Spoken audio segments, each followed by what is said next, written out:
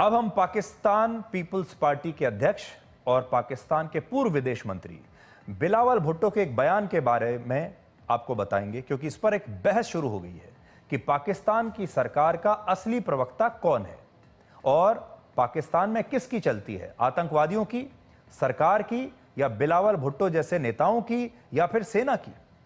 तो आज हम आपके लिए इस सवाल को डिकोड करेंगे।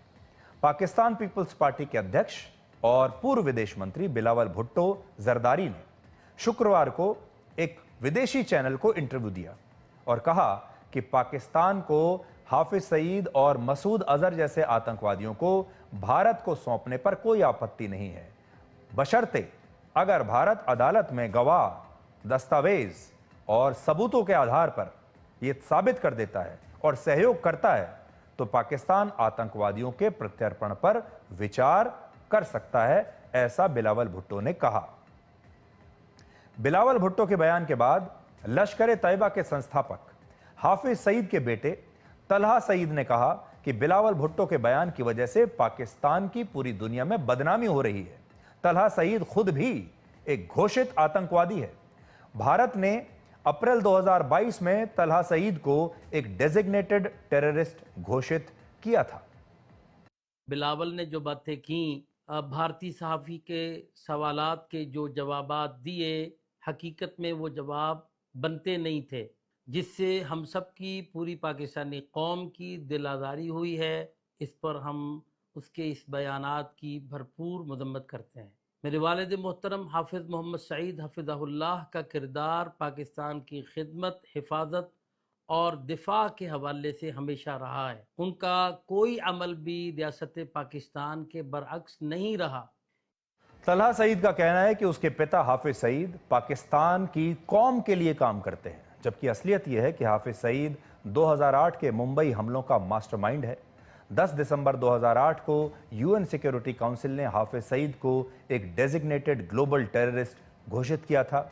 भारत सरकार ने कई बार आतंकवादी हाफिज सईद के खिलाफ पाकिस्तान को डोजियर दिए हैं, सबूत दिए हैं, गवाह दिए हैं, लेकिन पाकिस्तान ने हाफिज सईद को कभी भी भारत को सौंपने की बात नहीं कही। Hafiz Saeed terror funding case में वर्ष 2022 से पाकिस्तान में जेल की सजा काट रहा है। तो सवाल यह है कि क्या बिना सबूत के पाकिस्तान की अदालत ने हाफिज सईद को यह सजा दी है जिसकी वजह से वो पाकिस्तान की कस्टडी में है।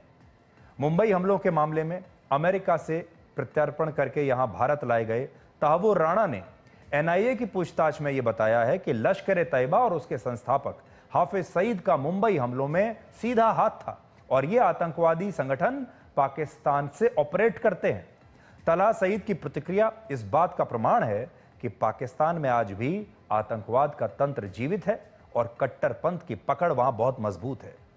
जब हाफिज सईद का आतंकवादी बेटा तलहा सईद आतंकवाद के खिलाफ बिलावल भुट्टो के बयान को पाकिस्तान और पूरी कौम के लिए बदनामी बता रहा है, तो आप समझ लीजिए कि वहां की स्थिति क्या होगी। हालांकि बिलावल भुट्टो का खुद का परिवार आतंकवाद और पाकिस्तान के कट्टरवाद का शिकार रहा है। अब आप सोचिए कि बिलावल भुट्टो का जो पूरा परिवार है वो कैसे आतंकवाद की भेंट चढ़ा, लेकिन फिर भी आज बिलावल भुट्टो ऐसा लगता है कि आतंकवादियों के साथ ही खड़े नजर आते हैं। उनकी मां बेनजीर भुट्टो 2 बार पाकिस्तान की प्रधानमंत्री रही, पहली बार 1988 से 90 तक, दूसरी बार 93 से 96 तक।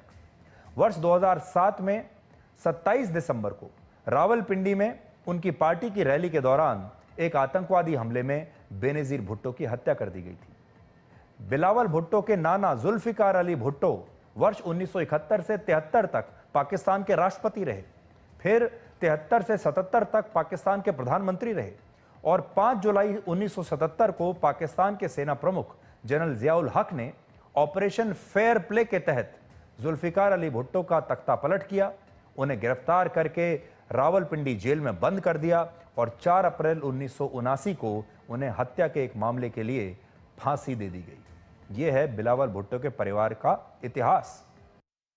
बिलावल भुट्टो और तलहा सईद की बयानबाजी से यह सच सामने आ चुका है कि पाकिस्तान की एक बड़ी पार्टी का नेता, एक पूर्व विदेश मंत्री, अगर आतंकवादियों के खिलाफ कभी कोई बयान दे भी देता है, चाहे उसने ये बयान गलती से दिया हो या फिर इस मंशा से दिया हो कि इस बयान का कोई मतलब नहीं, तो भी पाकिस्तान की जमीन पर ही वहां के कट्टरपंथी उसे अपना दुश्मन घोषित कर देते हैं। और इससे यह साफ है कि पाकिस्तान की सरकार सिर्फ एक मुखौटा है, असल ताकत किसी और के हाथ में है।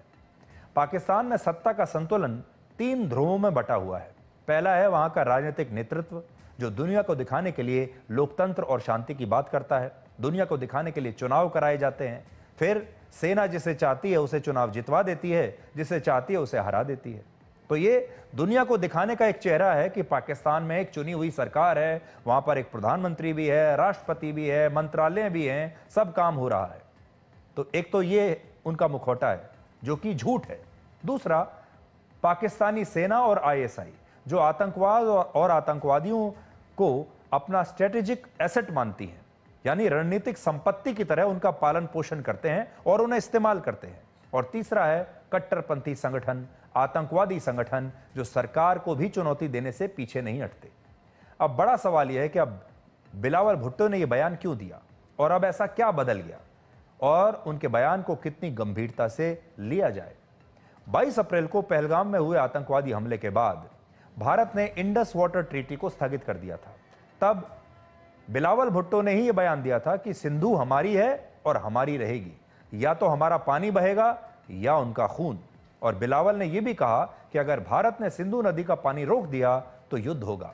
अब वो आतंकवादियों के प्रत्यर्पण की बात कर रहे हैं। बिलावल भुट्टो के बयान को गंभीरता से नहीं लिया जा सकता, क्योंकि ये एक फेस सेविंग एक्सरसाइज से ज्यादा कुछ नहीं। जब तक पाकिस्तान में आतंकवादी संगठनों की स्टेट फंडिंग बंद नहीं होती, पाकिस्तान की सेना की छत्र छाया में पल रहे जिहादी नेटवर्क को खत्म नहीं किया जाता और पाकिस्तान सरकार के वास्तविक के जो बयान है वो वास्तविक कार्रवाई में नहीं बदलते, तब तक ऐसे किसी भी बयान पर हम विश्वास नहीं कर सकते। ये सिर्फ एक डिप्लोमेटिक ड्रामा ही माना जा सकता है, वास्तविकता नहीं। हाफिज सईद और मसूद अजहर के प्रत्यर्पण का बयान एक रणनीतिक स्टंट से ज्यादा कुछ नहीं, और इसे आप इस उदाहरण से समझिए। 1999 के कारगिल युद्ध में पाकिस्तान की सेना के कैप्टन इम्तियाज मलिक और कैप्टन करनाल शेर खान मारे गए थे। भारत सरकार ने 12 जुलाई 1999 को उनके शवों को पाकिस्तान को सौंपने की जानकारी दी। पाकिस्तान सरकार ने अपनी ही सेना के इन अधिकारियों को पहचानने से इनकार कर दिया, ये मानने से इनकार कर दिया कि ये पाकिस्तानी सेना के लोग हैं।